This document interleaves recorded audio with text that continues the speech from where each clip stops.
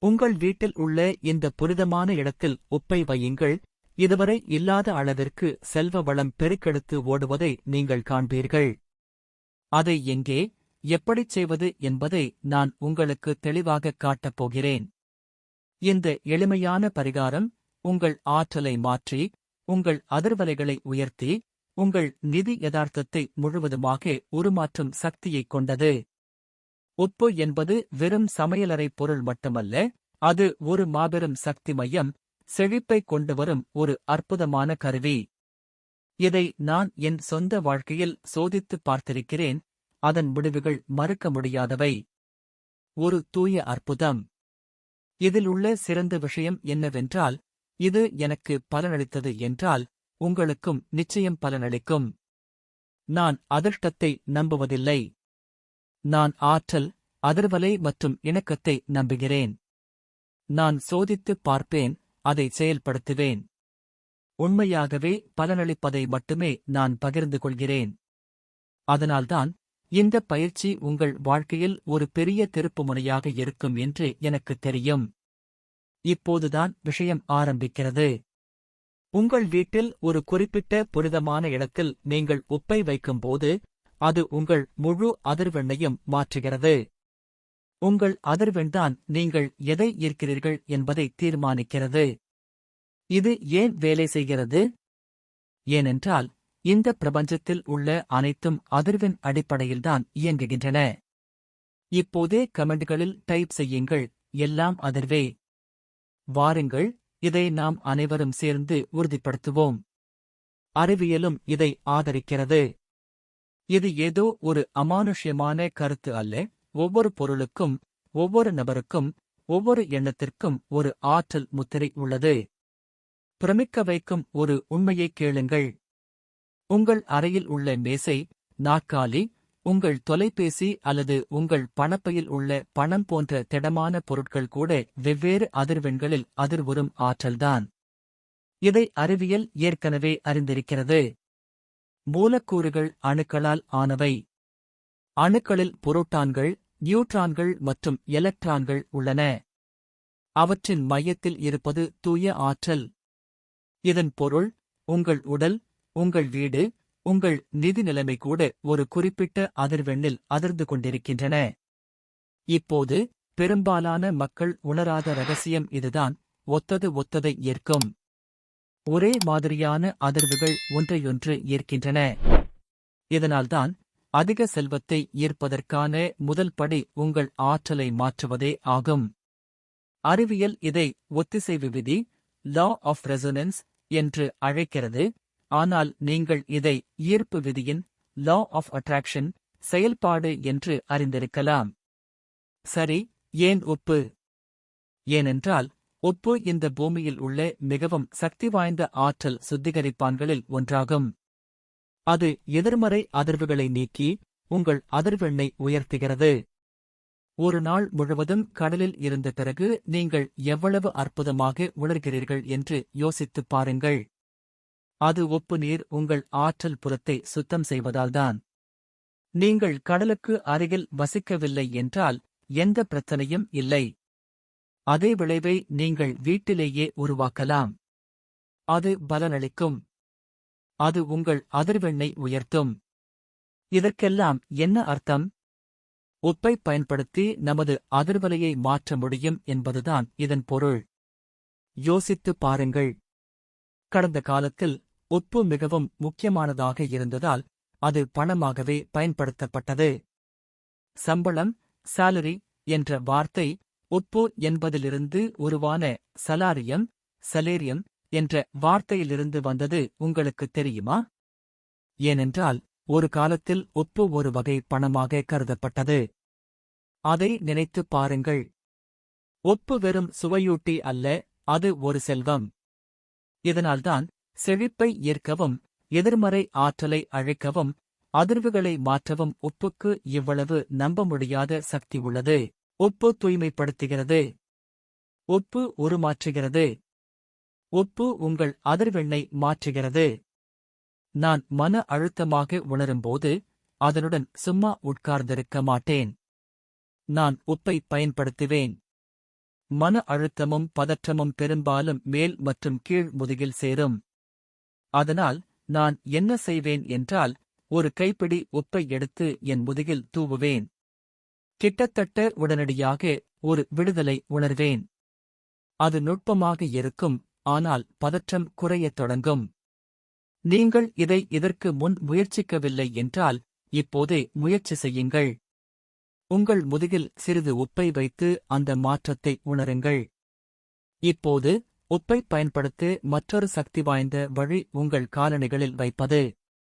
இதைப் பற்றி நான் ஒரு முழுமையான வீடியோ செய்துள்ளேன். நீங்கள் அதை பார்க்கவில்லை என்றால் இதை பார்த்த பிறகு அதை பாருங்கள்.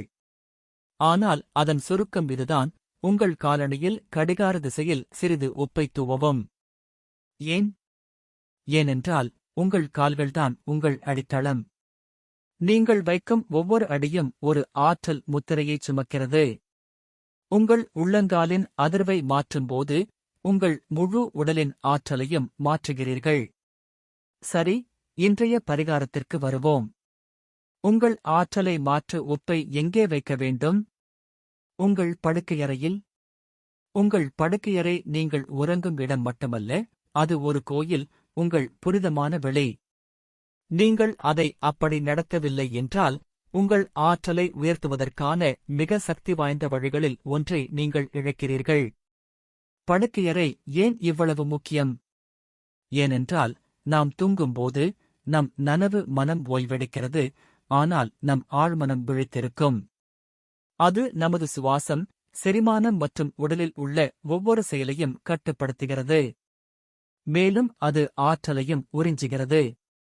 உங்கள் படுக்கையறையில் குறைந்த தேங்கிப்போன அதிர்வுகள் இருந்தால் அந்த ஆற்றல்கள் நீங்கள் தூங்கும்போது உங்கள் ஆழ்மனதில் ஊடுருவுகின்றன.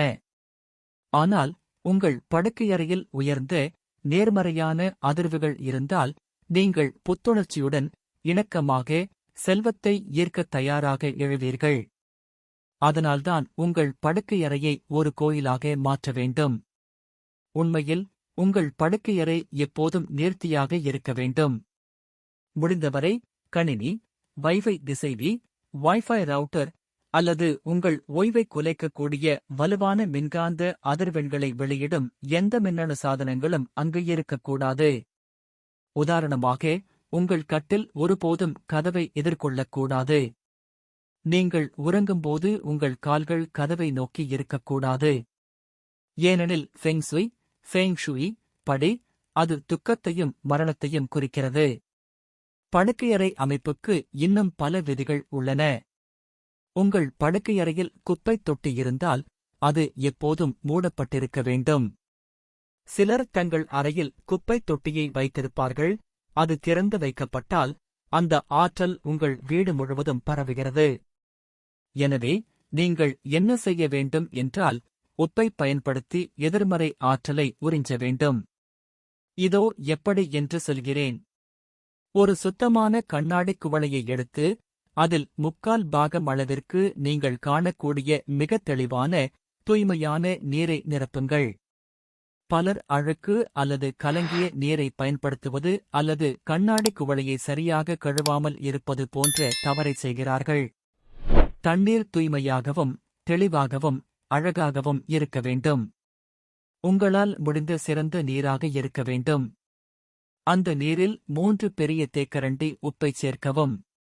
1, 2, 3. அவற்றை மெதுவாக போடுங்கள். பின்னர் கடிகார திசையில் 3 நிமிடங்கள் கிளறவும். இது உப்பைச் செயல்பட வைக்க உதவும். கலக்கும்போது இதை உரக்கச் சொல்லுங்கள்: இந்த உப்பு என் வாழ்க்கையை தூய்மைப்படுத்தி புனிதமாக்குகிறது. அந்த 3 நிமிடங்கள் முழுவதும் அர்த்தத்துடனும் கவனத்துடனும் இதைச் சொல்லுங்கள். இப்போது இந்த உப்பு என் வாழ்க்கையை தூய்மைப்படுத்தி புனிதமாக்குகிறது என்று கமெண்ட்களில் டைப் செய்யுங்கள். இது உங்கள் மனம் இந்தச் செய்தியை உள்வாங்க உதவுகிறது, அதை உங்கள் எண்ணங்களில் வலுவாக்குகிறது. டாக்டர் மசாரு எமோட்டோ, டிஆர் மாசரு இமோட்டோ செய்த சோதனைகள் தண்ணீர் ஆற்றலுக்கும் வார்த்தைகளுக்கும் பதிலளிக்கிறது என்பதைக் காட்டுகின்றன. அன்பு, நன்றி மற்றும் அழகான இசைக்கு உட்படுத்தப்பட்டபோது நீர் சரியான, சமச்சீரான வடிவங்களை உருவாக்கியது.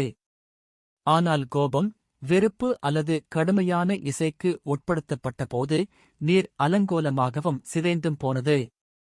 இது தண்ணீர் ஆற்றலை தக்க வைத்துக் கொள்கிறது என்பதை நிரூபிக்கிறது. எனவே நாம் அதை நல்ல நோக்கங்களுடன் நிரப்ப வேண்டும். உங்கள் நோக்கத்தால் தண்ணீர் சக்தியூட்டப்பட்டவுடன் அதை உங்கள் படுக்கையறையில் உங்கள் கட்டிலுக்கு அருகில் வைக்கவும். கட்டிலுக்கு அடியில் வைக்க வேண்டாம். சிறந்த இடம் உங்களுக்கு அருகில் உள்ள ஒரு இரவு நேர மேசை, நைட் ஸ்டாண்ட். உங்களிடம் அது இல்லை என்றால் உங்கள் அறையில் உள்ள ஒரு மேசை அல்லது மேஜையில் வைக்கவும். தண்ணீரை கவனியுங்கள். அது கலங்கலாகவோ அல்லது மங்கலாகவோ மாறினால் அது அதிகப்படியான எதிர்மறை ஆற்றலை உறிஞ்சியுள்ளது என்று அர்த்தம். அப்படி நடந்தால் உடனடியாக அதை மாற்றவும். பழைய நீரை கழிவறையில் ஊற்றிவிட்டு புதிய நீர் மற்றும் உப்புடன் மீண்டும் தொடங்கவும். தண்ணீர் தெளிவாகவே இருந்தால் அது மெதுவாகவும் சீராகவும் செயல்படுகிறது என்று அர்த்தம். ஒவ்வொரு 3 நாட்களுக்கும் அதை மாற்றவும். உப்பு உங்கள் இடத்திலிருந்து கெட்ட ஆற்றலை நீக்கும் ஒரு சக்தி வாய்ந்த இயற்கை சுத்திகரிப்பான். இந்த உப்பு நீர் பரிகாரத்தை பயன்படுத்தத் தொடங்கியபோது என் வீட்டின் ஆற்றலில் ஒரு பெரிய மாற்றத்தை நான் கவனித்தேன். நான் மற்ற அறைகளிலும் சமையலறை, வரவேற்பறை போன்றவற்றிலும் உப்பு நீரை வைத்தேன், ஆனால் எப்போதும் படுக்கையறையில் இருந்து தொடங்குங்கள். ஏன்? ஏனென்றால் நல்ல தூக்கம்தான் எல்லாம். நீங்கள் நன்றாக தூங்கவில்லை என்றால் உங்கள் நாள் பயங்கரமாக உணரும். தூக்க பிரச்சனை உள்ளவர்களுக்கு அது எவ்வளவு சோர்வானது என்று தெரியும். உங்கள் ஆற்றலை மாற்ற நீங்கள் தயாராக இருந்தால் உங்கள் உறுதியை வெளிப்படுத்த செய்து முடித்தேன் என்று கமெண்ட்களில் டைப் செய்யுங்கள். இதை முயற்சி செய்து பாருங்கள். அது உங்கள் தூக்கத்தையும் ஆற்றலையும் எப்படி மாற்றுகிறது என்பதை நீங்களே பாருங்கள்.